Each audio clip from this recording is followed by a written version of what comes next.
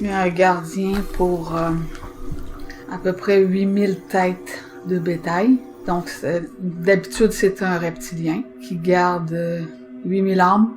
Et ce gardien-là est changé à tous les équinoxes et à tous les solstices. Donc, lui, son rôle, c'est de surveiller ces têtes-là pour que le taux vibratoire reste toujours au taux voulu. Aussitôt qu'il y en a un qui s'élève un peu vibratoirement, ben lui, il rapporte. C'est son rôle, il rapporte et il y a des mesures qui sont mises en place pour que la personne, que son taux vibratoire revienne. Ouais. Mais on parle souvent des archanges. Oh, oui. Dans la spiritualité, ils sont associés à des archanges. On va dire que le solstice d'hiver, 21 décembre, est associé à l'archange Gabriel. Bon, ça c'est dans l'involution, là, mais en fin de compte, c'est un archonte qui prend le contrôle de cette période-là. Parce que c'est un travail pour eux. Ils travaillent ici. Et les reptiles qui sont les gardiens, c'est comme s'ils étaient engagés dans une armée, là. Ils viennent puis ils font les vigiles. Ils surveillent. Et ils sont changés périodiquement. Et l'homme, individuellement, à la naissance, a un archonte attribué. C'est-à-dire que quand tu nais, tu as une superposition de ton mental d'un archonte, et dans la spiritualité, il est appelé un ange gardien. Donc, c'est un ange, dans le sens un archonte. Gardien, oui, il va te garder, et très bien en plus de ça. Donc, les gens vont le spiritualiser. Que ce soit une ou l'autre des humanités, ouais.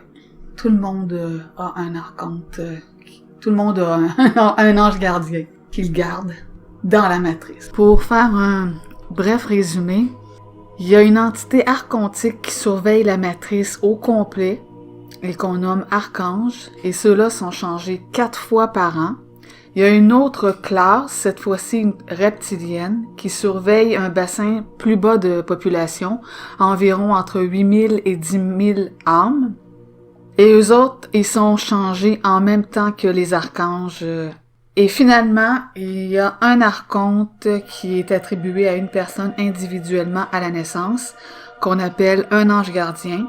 Et celui-là veille à vous garder dans la prison, dans la matrice, et il joue un double jeu avec vous. Alors, c'est-à-dire, comme pour prendre ton exemple à toi, quand tu as été sauvé de la noyade à un jeune âge, ben, tu pensais avoir été sauvé quand, en fin de compte, tu as été maintenu dans la matrice.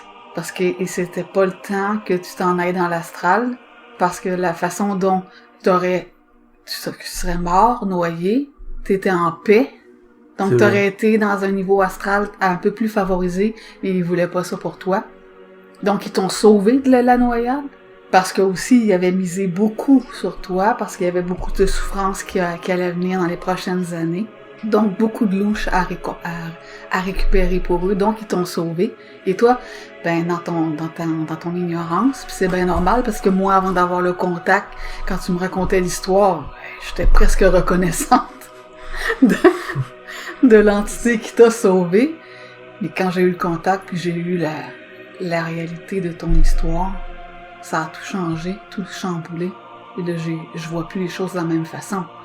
Donc, cette entité-là ne t'a pas sauvé. C'est pas parce qu'il t'aime ou c'est parce que il y avait beaucoup de louches à aller chercher avec toi, puis que tu serais mort dans de trop bonnes conditions. Tu dois suivre ta programmation. Ton ange gardien, il est là pour que tu suives ta programmation. Et c'est quelqu'un qui est anti-homme. Donc, il faut donner le pion à cette entité-là.